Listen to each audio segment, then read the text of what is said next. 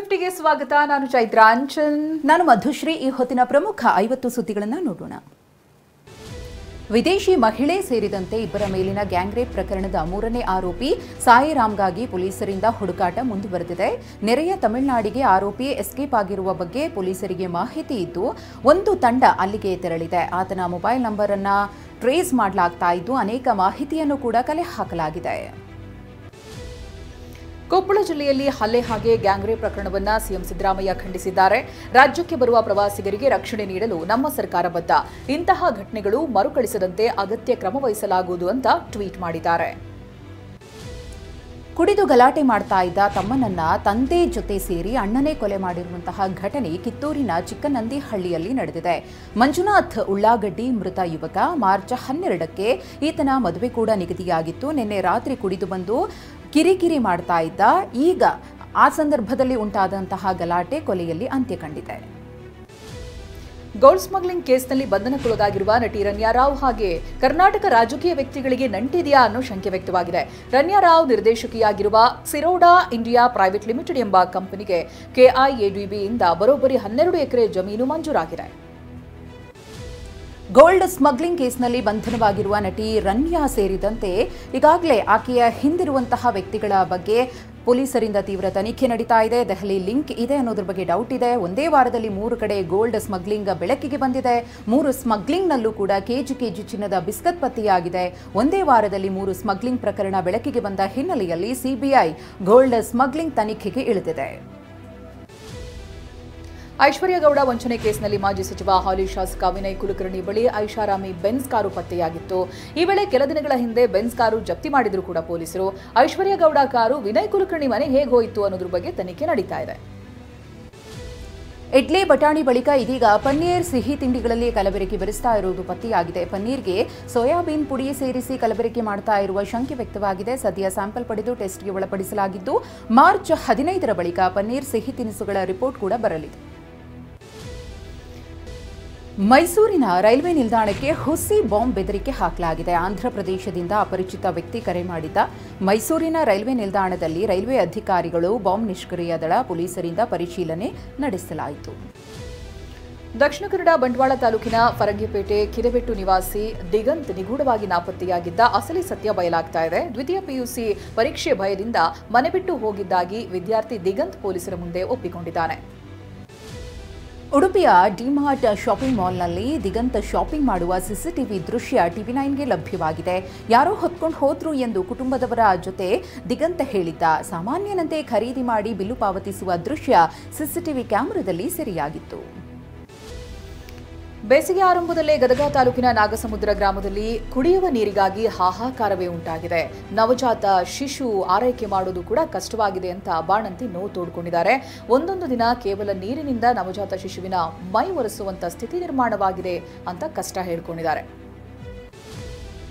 ಕುಂಬಳಕಾಯಿ ದರ ಕುಸಿತ ಬೆನ್ನಲ್ಲೇ ರೈತರು ಬಳ್ಳಿಯನ್ನೇ ನಾಶ ಮಾಡಿದ್ದಾರೆ. ಸುಮಾರು 30 ಎಕರೆಗೂ ಹೆಚ್ಚು ಪ್ರದೇಶದಲ್ಲಿ ಕುಂಬಳಕಾಯಿಯನ್ನ ಬೆಳೆದಿರುತ್ತಾರೆ.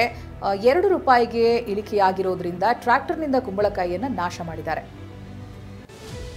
ಚಾಲಕನ ನಿಯಂತ್ರಣ ತಪ್ಪಿ ಕಚ್ಚಾ ತೈಲ ತುಂಬಿದ್ದ ಟ್ಯಾಂಕರ್ ಪಲ್ಟಿಯಾಗಿದೆ. ದಾವಣಗೆರೆ ತಾಲೂಕಿನ ಅನಗೋಡ ಬಳಿ ರಾಷ್ಟ್ರೀಯ ಹೆದ್ದಾರಿ 48ರಲ್ಲಿ ಈ ಘಟನೆಯಾಗಿದ್ದು ಚಾಲಕನಿಗೆ ಸಣ್ಣ ಪುಟ್ಟ ಗಾಯಗಳಾಗಿವೆ. ಪ್ರಾಣಾಪಾಯದಿಂದ ಪಾರಾದ ಚಾಲಕನನ್ನ ಆಸ್ಪತ್ರೆಗೆ ದಾಖಲು ಮಾಡಲಾಗಿದೆ. ಚಾಮರಾಜನಗರ ಕೊಳ್ಳೇಗಾಲದಲ್ಲಿ ಸಾಹಿತ್ಯ ಮಿತ್ರಕೂಟ ಆಯೋಜಿಸಿದ್ದ ರಾಜ್ಯ ಮಟ್ಟದ ಕಾದಂಬರಿ ಸ್ಪರ್ಧೆಯನ್ನ ಮಾಜಿ ಸಚಿವೆ ಬಿಟಿ ಲಲಿತಾ ನಾಯಕ್ ಅವರು ಉದ್ಘಾಟಿಸಿದ್ರು. ಪ್ರಶಸ್ತಿ ವಿಜೇತರಾದ ಬಂಗಿದೊಡ್ಡ ಮಂಜುನಾಥ, ಕಾರ್ತಿಕಾದಿತ್ಯ ಬೆಳ್ಗೋಡು, ನಿರ್ದೇಶಕ ಬಿಎಂ ಗಿರಿರಾಜ್ ಅವರಿಗೆ ಸಾಹಿತಿ ಪ್ರೊಫೆಸರ್ ಮೈಸೂರು ಕೃಷ್ಣಮೂರ್ತಿಯವರು ಸ್ಮರಣಿಕೆಯನ್ನ ನೀಡಿ ಗೌರವಿಸಿದ್ರು. ಸಾಹಿತ್ಯ ಮಿತ್ರಕೂಟದ ಅಧ್ಯಕ್ಷ ಮದ್ದೂರು ದೊರೆಸ್ವಾಮಿಯವರು ಸೇರಿದಂತೆ ಮತ್ತಿತರರು ಉಪಸ್ಥಿತರಿದ್ದರು. ಬಿಜೆಪಿ ರಾಜ್ಯಾಧ್ಯಕ್ಷರ ಬದಲಾವಣೆ ಆಗುವ ಲಕ್ಷಣ ಕಾಣ್ತಾ ಇದೆ ಅಂತ ಬಿಜೆಪಿ ಶಾಸಕ ಬಿಪಿ ಹರೀಶ್ ಹೇಳಿದ್ದಾರೆ. ಬಿವೈವಿಗೆ ಭಯ ಇದೆ, ಅದಕ್ಕಾಗಿ ಸಮಾವೇಶ ಮಾಡುತ್ತಿದ್ದಾರೆ ಅಂತ ಲೇವಡಿ ಮಾಡಿದ್ದಾರೆ. ರಾಷ್ಟ್ರೀಯ ನಾಯಕರಿಗೆ ಬ್ಲಾಕ್ ಮೇಲ್ ಮಾಡ್ಕೊಂತಾನೆ ಬಂದಿರೋದು ಸನ್ಮಾನ್ಯ BS ಯಡಿಯೂರಪ್ಪನವರು. ಯಾವತ್ತೂ ಕೂಡ ಭ್ರಷ್ಟಾಚಾರದಿಂದ ಮುಖ್ಯಮಂತ್ರಿ ಸ್ಥಾನ ಇಳಿಬೇಕಾದ್ರೂ ಕೂಡ ಇದೇ ರೀತಿ ಮಠಮಾನ್ಯಗಳ ಜನರನ್ನು ಸೇರಿಸೋದು, ಎಲ್ಲರನ್ನೂ ಸೇರಿಸೋದು, ಇವ್ರಿಗೆ ಇದು ಹಳೇ ಆಟ. ಖರ್ಗೆ ಏನು ಹೇಳಿದ್ದಾರೆ ಅರ್ಥ ಮಾಡ್ಕೊಂಡಿದ್ದೇವೆ ಅಂತ DCM DK ಹೇಳಿದ್ದಾರೆ. ಅವರು ಏನೇ ಮಾರ್ಗದರ್ಶನ ಕೊಟ್ಟರು ಕೇಳುತ್ತೇವೆ, ಏನೇ ಹೇಳಿದ್ರು ನಮ್ಮ ಕೆಲಸವನ್ನು ನಾವು ಮಾಡ್ತೀವಿ ಅಂತ ಮಂಡ್ಯದ ಮಳವಳ್ಳಿಯಲ್ಲಿ DCM DK ಹೇಳಿದರು. ಖರ್ಗೆ ಅವರು ಸರ್ ಬಜೆಟ್ನವ್ರು ಕೂಡ ಬಹಳಷ್ಟು ಹೊಗಳಿದ್ದಾರೆ, ಜೊತೆಗೆ ನೀತಿ ಪಾಠ ಕೂಡ ಹೇಳಿದ್ದಾರೆ ಸರ್ ನಮಗೆ ಮತ್ತೆ CM ಅವರು. ಅವ್ರು ಏನಿಲ್ಲ, ಅವ್ರು ಏನು ಹೇಳೋದು ನಾನೇ ಇದ್ದೆ ವೇದಿಕೆಯಲ್ಲಿ, ಅರ್ಥ ಆಯ್ತಾ? ಅವ್ರು ಏನು ನಮ್ಮ ಪಕ್ಷದಲ್ಲಿ ಏನೇ ಮಾರ್ಗದರ್ಶನ ಕೊಟ್ಟರು ನಾವೆಲ್ಲ ಕೇಳ್ಕೊಂಡು ಹೋಗ್ತೀವಿ. ಅವ್ರು ಏನು ಹೇಳಿದ್ದಾರೆ ಅಂತ ಅವ್ರು ಅರ್ಥ ಮಾಡ್ಕೊಳ್ತಾರೆ. ನಡೀಲಿ. ಸಿದ್ದರಾಮಯ್ಯ ಡಿಕೆ ಒಟ್ಟಿಗೆ ಸಾಗಬೇಕೆಂಬ ಎಐಸಿಸಿ ಅಧ್ಯಕ್ಷ ಮಲ್ಲಿಕಾರ್ಜುನ್ ಖರ್ಗೆ ಹೇಳಿಕೆ ಬಗ್ಗೆ ಸಚಿವ ಡಾಕ್ಟರ್ ಜಿ ಪರಮೇಶ್ವರ್ ಪ್ರತಿಕ್ರಿಯೆ ಕೊಟ್ಟಿದ್ದಾರೆ. ಖರ್ಗೆ ಯಾವ ಅರ್ಥದಲ್ಲಿ ಹೇಳಿದ್ದಾರೆ ಗೊತ್ತಿಲ್ಲ, ನಾವೆಲ್ಲ ಒಟ್ಟಾಗಿದ್ದೇವೆ, ಸಿಎಂ, ಸಚಿವರು, ಶಾಸಕರು ಎಲ್ಲರೂ ಒಟ್ಟಾಗಿ ಇದ್ದೇವೆ ಅಂತ ಹೇಳಿದ್ದಾರೆ. ಕಾಂಗ್ರೆಸ್ನಲ್ಲಿ ಮುಖ್ಯಮಂತ್ರಿ ಬದಲಾವಣೆ ಇಲ್ಲ, ಎಲ್ಲರೂ ಒಗ್ಗಟ್ಟಾಗಿ ಹೋಗಬೇಕೆಂದು ಖರ್ಗೆ ಅವರು ಹೇಳಿದ್ದಾರೆ. ಹೀಗಾಗಿ ನಾವು ಯಾವ ಸಚಿವರು ಮಾತನಾಡುವುದಿಲ್ಲ ಅಂತ ಸಚಿವ ಡಾಕ್ಟರ್ ಶರಣಪ್ರಕಾಶ್ ಪಾಟೀಲ್ ಮಾತನಾಡಿದ್ದಾರೆ. ಹಲಾಲ್ ಬಜೆಟ್ ಪಾಕಿಸ್ತಾನ ಬಜೆಟ್ ಅಂತ ಟೀಕಿಸಿದ ಬಿಜೆಪಿ ವಿರುದ್ಧ ಕಾಂಗ್ರೆಸ್ ಶಾಸಕ ನರೇಂದ್ರ ಸ್ವಾಮಿ ವಾಗ್ದಾಳಿ ನಡೆಸಿದರು. ಬಿಜೆಪಿಯವರು ಅಂಬಾನಿ, ಅದಾನಿ ಗಿರಾಕಿಗಳು ವಿಷಯನೇ ಇಲ್ಲದೆ ಪ್ರತಿಭಟನೆ ಮಾಡ್ತಾರೆ ಅಂದ್ರೆ ಅದು ಅವರ ಬೌದ್ಧಿಕ ಮಟ್ಟ ತೋರಿಸುತ್ತೆ ಅಂತ ಹೇಳಿದ್ದಾರೆ. ಸಂಸದ ತೇಜಸ್ವಿ ಸೂರ್ಯ ಶಿವಶ್ರೀ ಸ್ಕಂದ ಪ್ರಸಾದ್ ಆರತಕ್ಷತೆ ಕಾರ್ಯಕ್ರಮ ಗಣ್ಯಾತಿ ಗಣ್ಯರ ಸಮ್ಮುಖದಲ್ಲಿ ಅದ್ಧೂರಿಯಾಗಿ ನೆರವೇರಿದೆ. CM Siddaramaiah, DCM DK Shivakumar, ಕೇಂದ್ರ ಸಚಿವ ರಾಜನಾಥ್ ಸಿಂಗ್, ಮಾಜಿ ಸಿಎಂ BS ಯಡಿಯೂರಪ್ಪ ನವ ಜೋಡಿಗಳಿಗೆ ಆಶೀರ್ವದಿಸಿದರು. ಉಪರಾಷ್ಟ್ರಪತಿ ಜಗದೀಪ್ ಧನ್ಕರ್ಗೆ ಎದೆನೋವು ಕಾಣಿಸಿದ್ದು ದೆಹಲಿಯ ಏಮ್ಸ್ ಆಸ್ಪತ್ರೆಗೆ ದಾಖಲಿಸಲಾಗಿದೆ. ಬೆಳಗಿನ ಜಾವ 2 ಗಂಟೆ ಸುಮಾರಿಗೆ ಆಸ್ಪತ್ರೆಗೆ ಕರೆದೊಯ್ಯಲಾಗಿತ್ತು. ಕ್ರಿಟಿಕಲ್ ಕೇರ್ ಯೂನಿಟ್ನಲ್ಲಿ ಅವರನ್ನು ಇರಿಸಲಾಗಿದೆ. ಏಮ್ಸ್ನ ಹೃದ್ರೋಗ ವಿಭಾಗದ ಮುಖ್ಯಸ್ಥ ಡಾಕ್ಟರ್ ರಾಜೀವ್ ನಾರಂಗ್ ನೇತೃತ್ವದಲ್ಲಿ ಚಿಕಿತ್ಸೆ ನೀಡಲಾಗ್ತಾ ಇದೆ. ಹೈದರಾಬಾದ್ನ ನಾಗರ ಕರ್ನೂಲ್ ಜಿಲ್ಲೆಯಲ್ಲಿ ಶ್ರೀಶೈಲಂ ಎಡದಂಡೆ ಕಾಲುವೆ ಸುರಂಗ ದುರಂತ ಸಂಭವಿಸಿ 2 ವಾರಗಳೇ ಕಳೆದು ಹೋಗಿವೆ. ಆದರೆ ಇದುವರೆಗೂ ಸುರಂಗದಲ್ಲಿ ಸಿಲುಕಿರುವಂತಹ 8 ಕಾರ್ಮಿಕರ ಯಾವುದೇ ಸುಳಿವು ಸಿಗಲಿಲ್ಲ. ಹಗಲಿರುಳು ಪ್ರಯತ್ನ ಮಾಡ್ತಾ ಇದ್ದರೂ ರಕ್ಷಣಾ ಕಾರ್ಯಾಚರಣೆಯಲ್ಲಿ ಯಾವುದೇ ಪ್ರಗತಿ ಕಂಡುಬಂದಿಲ್ಲ. ದುಬೈನ ಮೈದಾನದಲ್ಲಿ ಭಾರತ ಹಾಗೆ ನ್ಯೂಜಿಲೆಂಡ್ ಮಧ್ಯೆ ಚಾಂಪಿಯನ್ಸ್ ಟ್ರೋಫಿ ಫೈನಲ್ ಪಂದ್ಯ ನಡೀತಿದೆ. ಆರಂಭಿಕ ಆಘಾತ ಎದುರಿಸಿದ ಕಿವೀಸ್ ನಿಗದಿತ ಕಿವೀಸ್ ಓವರ್ಗೆ 7 ವಿಕೆಟ್ ಅನ್ನು ಕಳೆದುಕೊಂಡು 251 ರನ್ ಪೇರಿಸಿದೆ. ಭಾರತಕ್ಕೆ ಗೆಲ್ಲುವುದಕ್ಕೆ 252 ಟಾರ್ಗೆಟ್ ನೀಡಿದೆ.